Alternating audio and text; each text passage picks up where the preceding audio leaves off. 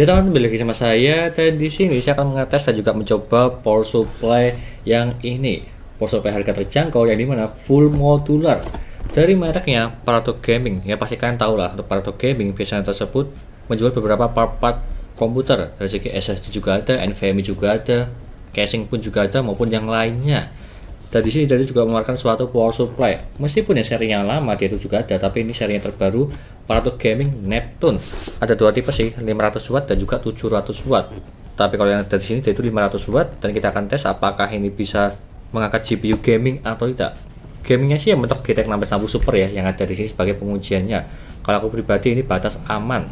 Meskipun kalau menggunakan yang RX 6600 juga bisa, maupun yang RTX 2060 juga bisa sih harusnya. Tapi kalau aku pribadi lebih rekomend menggunakan yang seri mentoknya di GTX ataupun di RTX juga bisa sih, 3050 yang hemat daya maupun di 4060 yang hemat daya, supaya lebih aman dan juga awet lah untuk yang itu. Tapi jangan dipaksakan menggunakan RTX 3060 maupun yang lainnya ya, takutnya kenapa-kenapa. Itu bisa aja human error sih. Tapi kalau pribadi seperti yang saya sebutkan tadi, untuk maksimal GPU yang dipakai menggunakan power supply ini yang di 500 watt, dan juga di sini di harga terjangkau juga sih, cuma di 400.000 atau di 500.000 lah untuk yang serinya Neptune 500 watt. Tapi kalau yang 700 watt juga hampir-hampir sama dari segi harganya, cuma tepat 100.000 kalau nggak salah. Tapi itu bebas tergantung selera kalian, pilih yang 500 watt atau yang 700 watt. Dan di sini boxnya terbilang cakep sih. Dan sebelum saya jelaskan apa spesifikasi yang ada di sini dan juga mereviewnya, jangan lupa klik subscribe di pojokan bawah tuh ya, tinggal diklik seperti itu. Dan kenapa saya akan mereview ini, karena dia tuh full modular kabel di bagian sini yang paling murah untuk saat ini, di harga di 500.000, 500 watt. Dan di sini boxnya semua ada penampakannya kabelnya dan juga ada spesifikasinya di sini. Dan juga saya akan mengasih tahu apakah ini 80 plus bronze resmi atau tidak. Kalau dari segi stikernya itu resmi sih, tapi dari segi realitanya, kalau saya cek 80 plus di websitenya, dia itu tidak ada. Saya cek namanya Paradox Gaming nggak ketemu, maupun di serinya Neptune juga nggak ketemu. Jadi aku juga bingung juga sih, ini tuh 80 plus bawaan pabrik atau asli yang udah didaftarkan. Tapi untuk saat ini video di-upload dia itu belum didaftarkan atau tidak terdaftar. Kalau misalnya ada updatean lagi, saya kasih di deskripsi dan juga di komen. Untuk 80 plus bronze-nya, dan dia itu garansinya di 3 tahun ya, standar pada umumnya lah untuk garansi power supply di 3 tahun. Dan sebelum saya bacakan spesifikasi yang ada di bagian belakang sini, kita unboxing dulu seperti apa bentuknya. Dan kita buka di bagian atas ini, dia itu ada kabelnya semua, kabel full modular dari power supply nya, dia itu cukup banyak. Dan di sini ada ini kabel power, dan di sini juga ada power supply nya langsung. Iya, power supply langsung ini, dan sudah kosongan ya sama sekali, cuma ada busanya aja. Yang kurang untuk yang ada di sini, tidak ada baut untuk pemasangan di power supply sini, tidak ada bautnya sih, ataupun kabel tis. Berbeda seperti di power supply pada umumnya. Ini pun cuma kabel-kabel doang sih di full modularnya. Ya, itu aja untuk kekurangannya. Yang pertama untuk yang ada di sini, kurangkan dulu sebentar dari sini. Dan di sini untuk penampakannya, kalau saya pegang dia tuh cukup berat sih untuk power supply-nya. Sama seperti serinya yang Aerocoolux, mungkin beratnya hampir-hampir sama, kalau nggak lebih berat ini sedikit sih. Tapi yang aku kurang suka dari sini, dia tuh dikasih plastik ya untuk melindunginya. Ya meskipun bagus, tapi kayak power supply ala kadarnya lah, dikasih kayak gini, kayak harga-harga murah sih. Kalau enggak sih ya dikasih plastik yang biasa lah, bukan seperti ini. Meskipun ini juga bagus ya, tapi kayak terlihat seperti power supply kaleng yang dimana tersebut yaitu memang diplastiki atau dilabeli atau dibungkus plastik seperti contoh yang ada di sini. Kita buka dulu supaya kelihatan isiannya apa aja, dan aku kasih sini dulu. Dan di sini penampakan dari segi power supply-nya ini ya. Aku suka sih corak yang ada di sini ya, dia itu hampir sama seperti mereknya Corsair kalau nggak salah. Di bagian corak di sini ada power on off-nya juga di sini, dan juga dia itu polosan. Di sini ada pemasangan kabel modularnya, dan di sini ada informasinya. Informasi sama seperti yang ada di bagian belakang sini sih untuk yang 500 watt.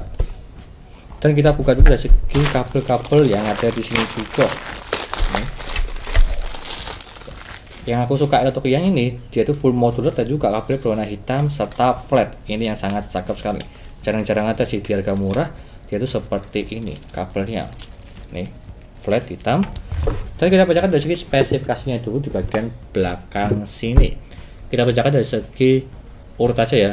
Di bagian fiturnya ini ada 80 plus, tapi ya seperti yang saya jelaskan tadi, dia itu resmi didaftarkan atau tidak masih belum ada untuk saat ini. Dan juga safeguardnya, dia itu ada OVP, UVP, SCP, OTP, dan juga OPP. Terbilang ini cukup lengkap. Dan dari fitur lainnya, dia itu ada full modular, dan dia menggunakan SMD capacitor, high precision SMD component with double set PCB, supaya lebih stabil quality-nya. Dan juga better conductivity and stronger soldering point, ya seperti itu sih penjelasannya. Dan itu menggunakan fan 14 cm di bagian bawah sini yang berwarna putih dan black flat cable yang ada di sini, ya seperti itu sih spesifikasinya di bagian belakang sini. Dan juga untuk perkabelannya di bagian belakang sini juga ada ya, dia ada 24 pin 1, 4/4 pin ada 2 untuk motherboardnya, dan juga di sini ada 6+2 PCI-nya, tapi cuma ada satu ya untuk yang kalangan 500 watt. Kalau yang 700 watt tersebut dia ada 2. Ini beda sih. Atau enggak kita cek aja langsung ya dari kabel yang ada di sini. Kalau saya baca dari segi spesifikasinya memang agak beda sama yang 700 watt. Ini yang 24 pin. Dan di sini dia tuh untuk GPU 8 pinnya, 6+2 ada 1. Ini molek atau SATA juga. Ambil aja langsung ya.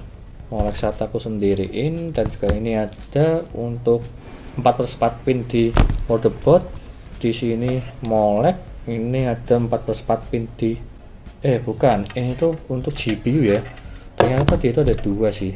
6+2 nya 8 pin. Dan juga di sini ada 4+4 nya. Berarti sesuai seperti yang ada di bagian belakang sini sih. Kalau saya cek di website ya itu agak beda, tapi ternyata di sini dia itu memiliki 6+2 pin ada 2. Jarang-jarang juga di 500 watt ada itu. Kebanyakan tersebut di 650 watt. Tapi kalau yang ini di 500 watt. Ya kurang lebih seperti itulah untuk penjelasannya. Dan juga tambahan kekurangan di power supply ini, dia tuh nggak ada tandanya sama sekali. Seperti yang Anda lihat ini ya. Nggak ada informasi bagian mana di bagian 24 pin, 8 pin CPU maupun yang lainnya, nggak ada tulisannya sama sekali. Jadi kita harus menerka-nerka bagian mana ya. Tapi kalau yang sepengalaman saya, yang dimana saya juga punya power supply full modular, ya pastinya di bagian atas ini dia tuh 24 pin, tinggal ditancapkan aja sih, simpelnya seperti itu.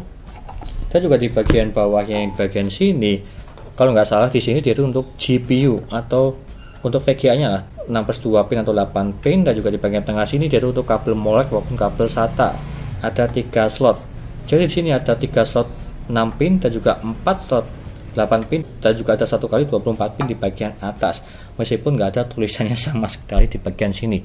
Nanti saya akan edit lah, atau saya kasih gambaran di sini sebagai buku panduan kalian, yang dimana 6 pin, 8 pin untuk GPU maupun yang lainnya, ya kurang lebih seperti itu. Dan seperti ini untuk penampakannya, saya tidak akan membongkar power supply yang ada di sini, karena kalau membongkar karena dia itu void, jadi ya saya cuma kasih penjelasan aja untuk penampakan yang ada di sini power supply-nya dari laptop gaming Neptune. Dan kita tes menggunakan GPU yang ada di sini, GTX 1660 Super dan juga Core i3 Gen 12. Meskipun ada salah satu toko yang dimana dia menjual GTX 1660 Super tidak berani menggunakan power supply ini ya. Ya karena saya itu juga tanya sih, bisa nggak GTX 1660 Super pakai power supply ini? Dia itu takut. Ya mungkin harganya terjangkau ya, dan dia itu juga full modular. Tapi kita akan tes saja apakah ketakutan tersebut bisa dipecahkan atau tidak. Kalau aku pribadi ya mana-mana aja sih, karena sebelumnya saya juga pernah merakit ini ya, menggunakan power supply ini dan juga menggunakan GTX 1660 Super. Tapi kalau yang sekarang kita akan tes saja langsung menggunakan Core i3 Gen 12 dan juga GTX 1660 Super. Seberapa besar wattnya dan juga apakah aman atau meledak power supply-nya. Itu aja, seperti ini dari segi pengujian dayanya. Lanjut ke pengujian tes gaming. Untuk yang ada di sini saya menggunakan Core i3 Gen 12 12100F dan juga GTX 1660 Super. Dan kalau saya tes di gaming, dan dia mentok paling tinggi di 210 watt. Ya terbilang ini aman-aman aja sih. Menggunakan power supply di 500 watt sudah lebih dari cukup. Dan juga apalagi menggunakan GTX 1660 Super maupun Ti, aman-aman aja. Tapi ini lebih disarankan untuk jangka ke depan. Meskipun wattnya tersebut cuma di 210, sedangkan di power supply di 500 watt sangat jauh sekali perbedaannya. Dan kalau kita bandingkan dengan merek-merek yang lainnya di harga murah di 100.000 sampai di 200.000 yang memiliki 500 watt, 550 maupun yang lainnya, atau bisa dibilang power supply kaleng, setinggi apapun wattnya, tapi kalau komponennya dalam dia itu jelek ya gak akan kuat sih. Intinya seperti itu. Terus untuk di harga murah di bawah 200.000 untuk power supply-nya, kurang lebihnya seperti itu. Dan seperti itu ya dari segi pengujiannya. Dan apakah ini rekomend atau tidak, terbilang ini rekomend sih kalau aku pribadi ya. Tapi kalau kalian ingin mengikuti ya nggak masalah juga sih. Tiap orang beda-beda pendapatnya, silakan diikuti, silakan tidak. Tapi kalau aku pribadi dengan catatan harus sesuai dari segi komponen yang kalian butuhkan. Seperti contoh di GPU-nya 1660 Super atau Ti maksimalnya itu batas aman banget supaya bisa bertahan lama. Meskipun di seri RX 6600 juga bisa, tapi aku lebih rekomen menggunakan seri di bawahnya aja, atau menggunakan GPU low profile atau yang serinya bawah yang membutuhkan daya di 150 watt ke bawah lah, supaya lebih aman untuk kedepannya. Dan yang aku suka dari ini ya ini kabelnya full modular, jadi tidak rame di casing kalian di bagian belakang. Tinggal kalian pakai aja yang kalian butuhkan, jadi lebih simple dan juga lebih enak dipandang. Apalagi ini kabelnya flat hitam, ini cakep sih. Dan apalagi di harga terjangkau, garansinya 3 tahun, full modular, 80 plus bronze-nya masih tanda tanya. Ya itu aja sih, di harga 500.000. Silahkan komen aja di bawah apakah ini worth it atau tidak. Kurang lebihnya seperti itu. Sekian dari saya, jangan lupa like dan subscribe. Dan kalau berminat silahkan beli aja ya, linknya ada di deskripsi untuk yang ini, Paradox Gaming Neptune. Terima kasih sudah menonton, dan nantikan video lainnya mengenai review part PC seperti contoh yang ada di sini, power supply, CPU cooler, casing dan juga yang lainnya. Terima kasih sudah menonton.